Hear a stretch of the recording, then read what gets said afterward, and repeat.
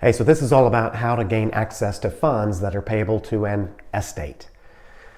Been working with a family. Dad died, left two children. Dad had a will, named the two children as the co-executors, named the two children as the 50-50 heirs.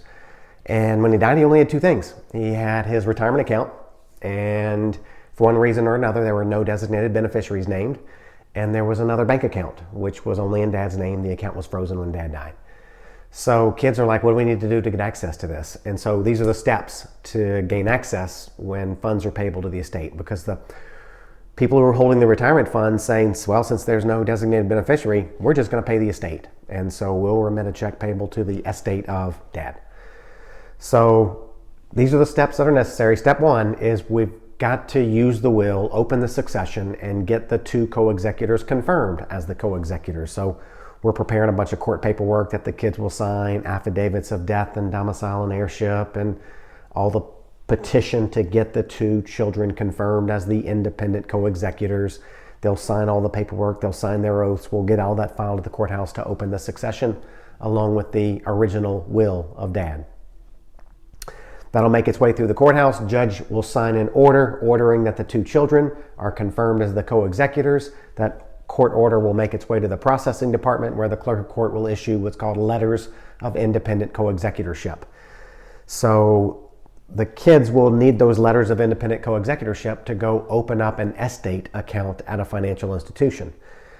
They'll then present those letters of independent co-executorship to the financial institution where the IRA is held. They'll bring those letters to the bank, and both of those financial institutions will remit a check to estate of Dad. And the co-executors will be able to deposit that check in the new estate account that they were able to open because the court said that they were the executors of the estate.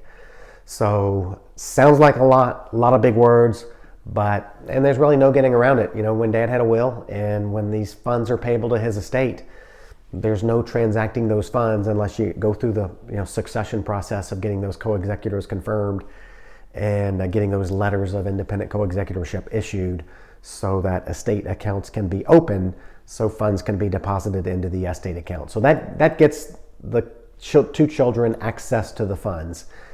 There's more to it after that. Yeah, needs to be a detailed descriptive list of assets filed. There's judgment of possession, which is the final court order, but that's the first step to get access to those funds which no one had access to after Dad died. There you have it, how to gain access to funds that are payable to an estate.